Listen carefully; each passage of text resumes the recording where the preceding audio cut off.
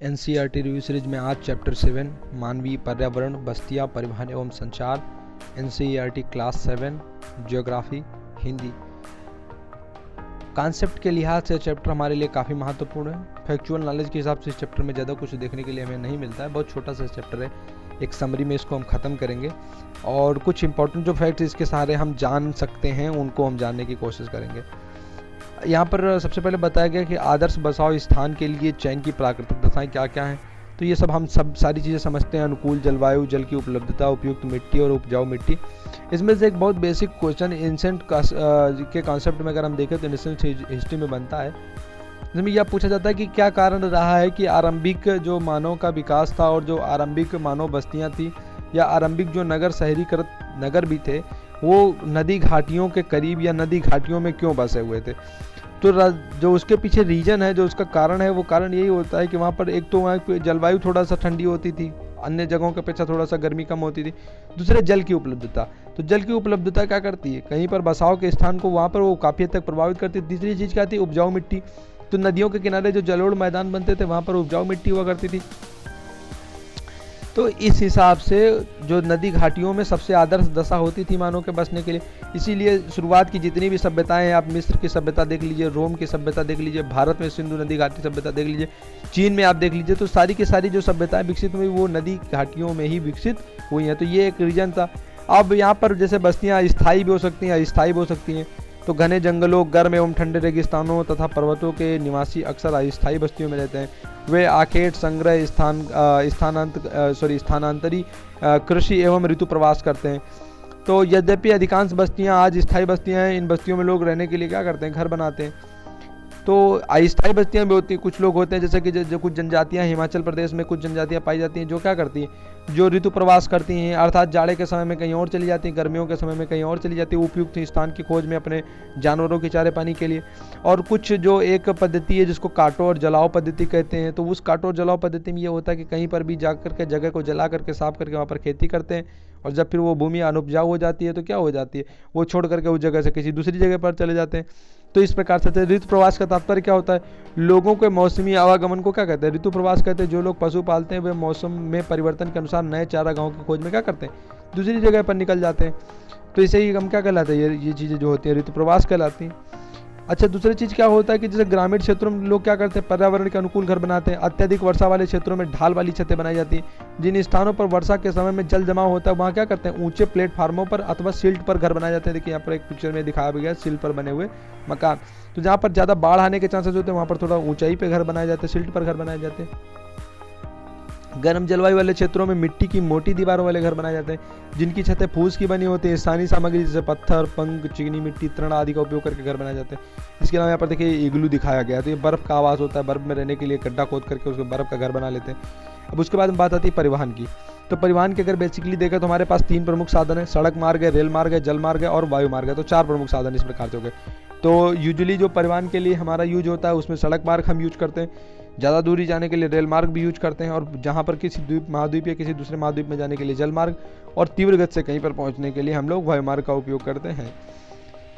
तो सड़क मार्ग की अगर हम बात करें तो सड़कें सब जगह पर बनी हुई हैं। हिमालय पर मनाली लेह राजमार्ग विश्व के सबसे ऊंचे सड़क मार्गों में एक है। भूमिगत सड़कों को भूमिगत मार्ग या सबवे कहते हैं। फ्लाईओवर ऊंची संरचनाओं पर बनाए जाते हैं। तो इन सभी संरचनाओं के बारे में हम जानते हैं। मनाली लेह की जो सड़क जोड़ने वाली है वो विश्व की सबसे ऊंची सड़कों में से एक है। जाइनिंग से लहासा के बीच चलने वाली रेलगाड़ी समुद्र तल से 4000 मीटर की ऊंचाई पर चलती है, जिसका सबसे ऊंचा बिंदु समुद्र तल से 5072 मीटर है। 5072 मीटर है। लहासा से जाइनिंग के बीच में चलती है ये रेलगाड़ी और समुद्र तल से बहुत ऊंचाई पर चलती है। रेल मार्ग जो है काफ़ी हमारे लिए बहुत ज़्यादा इंपॉर्टेंट है, क्योंकि इससे काफ़ी हद तक माल की सामान की ढुलाई भी होती है। भारतीय रेल मार्गों का जाल भली भांति विकसित है, यह एशिया में सबसे बड़ा है। तो एशिया में हमारा रेल मार्ग क्या है, सबसे ज़्यादा बड़ा है, सबसे वाइडेस्ट हमारे पास रेल मार्ग है एशिया में।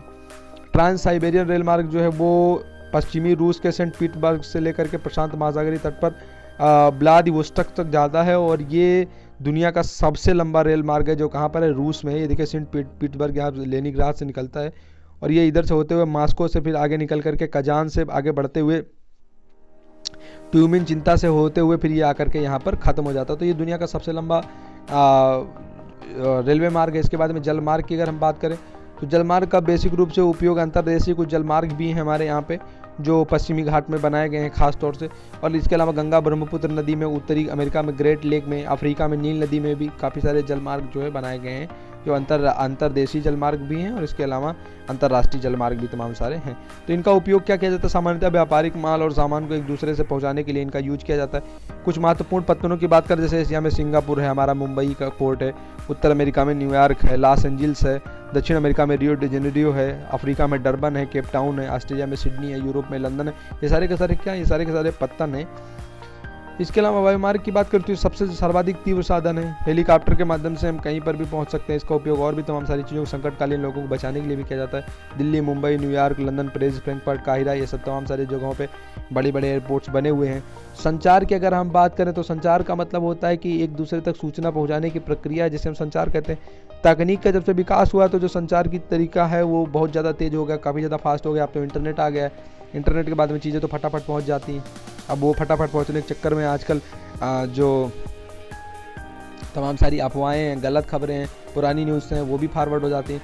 तो फॉरवर्ड के लिए सरकार बहुत सारे प्रोविजंस कर रही है, बड़ी कोशिश चल रही है कि फॉरवर्ड वाली चीज़ों को, गलत तरीके की चीज़ों को कैसे बैन किया जाए, वो कंटेंट को कैसे रोका जाए आगे बढ़ने से। तो इसमें हमारी आपकी भी सबकी जिम्मेदारी है कि हम कोशिश करें कि जो कंटेंट हैं उन कंटेंट को जांच करके ही आगे फॉरवर्ड करें। ये कोशिश करें कि किसी भी प्रकार के कंटेंट को जब तक बहुत आवश्यक ना लगे तब तक किसी कंटेंट को ज़्यादातर फॉरवर्ड ही ना करें। कोशिश करें अपनी लिखी हुई चीज़ें फॉरवर्ड करें। और ये टॉपिक मुझे लग रहा है आजकल मेंस के लिए बहुत इंपॉर्टेंट बनेगा बहुत जल्दी। तो इस टॉपिक पे आप तमाम सारी कॉन्सेप्ट की चीज़ें न्यूज़पेपर से और तमाम सारे जो लेख वगैरह छप रहे हैं उनसे कलेक्ट कीजिए, और जो सरकार के प्रयास हैं उनको, सुप्रीम कोर्ट की टिप्पणियाँ, उनको सबको एक कलेक्ट करके अच्छा सा एक प्रोजेक्ट बनाइए, ये एक अच्छा सा आप इस पर ऐसे तैयार कीजिए और इस पर प्रैक्टिस करते रहिए। तो मुझे लगता है कि ये एक इम्पॉर्टेंट क्वेश्चन हमारे लिए बनेगा जल्दी आने वाली परीक्षाओं में। तो अफवाहें और व्हाट्सअप मैसेजेस जो फॉरवर्डिंग मैसेजेस हैं, फॉरवर्ड मैसेज के ऊपर एक अच्छा सा कंटेंट तैयार करते हैं। मैं भी कोशिश करता हूँ एक अच्छा सा कोई कंटेंट तैयार करता हूँ तो फिर एक छोटे से वीडियो में बात करेंगे उस पर।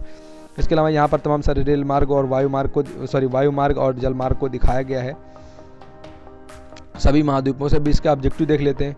निम्न में से कौन सा संचार का साधन नहीं है, तो टेलीफोन संचार का साधन है, पुस्तकें भी संचार का साधन है, लेकिन मेज संचार का साधन नहीं है। तो यहाँ पर ये हो जाएगा। निम्नलिखित में कौन सा सड़क का भूमिगत निर्माण वे, तो एक्सप्रेस वे, ये तो ऊपर फ्लाईओवर, ये तो सड़क के ऊपर से जाता है।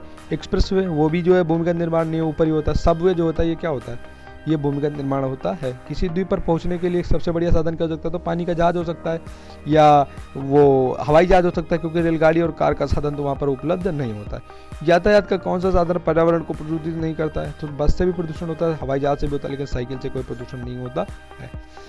इंटरनेट क्या काम करता है, तो इंटरनेट संचार का एक साधन है। नहर मार्ग की अगर हम बात करें तो ये कैसा होता है, ये अंतर्देशीय मार्ग होता है, जल मार्ग होता है। नगरीय क्षेत्र, यहाँ पर क्या होता है, आसपास जो घर होते हैं बहुत ज़्यादा एकदम करीब में बसे हुए होते हैं। सघन बस्ती जो होती है वो करीब घर बसते हैं। नगरीय क्षेत्र क्या होता है, जहाँ पर उत्पादन, व्यापार और सेवा कार्य में लोग लगे होते हैं, वो जो नगरीय क्षेत्र होता है। सघन बस्ती की बात करें तो जहाँ पर करीब घर बसे हुए होते हैं वो सघन बस्ती कहलाता है। तो ये चैप्टर हमारा ज्योग्राफी का क्लास 7 की NCERT का कुछ इंपॉर्टेंट फैक्ट्स इससे जरूर पता चले हैं, और उन्हीं लिहाज से चैप्टर महत्वपूर्ण हो सकता है, कॉन्सेप्ट के लिहाज से महत्वपूर्ण हो सकता है। लेकिन यहाँ से हम जो संचार के बारे में हम पढ़े, तो संचार हमारे लिए एक बहुत, जो कम्युनिकेशन है वो एक इंपॉर्टेंट टॉपिक हो सकता है। इसके बारे में इंटरनेट से ज़्यादा जानकारी मिल जाएगी। तो इस वीडियो को देख करके आप जो भी क्वेश्चंस बना सकते हैं उनको आप तैयार कर लीजिए, और थोड़ी देर में हम इससे जुड़े हुए प्रश्नों को हल करेंगे फिर। Thank you so much.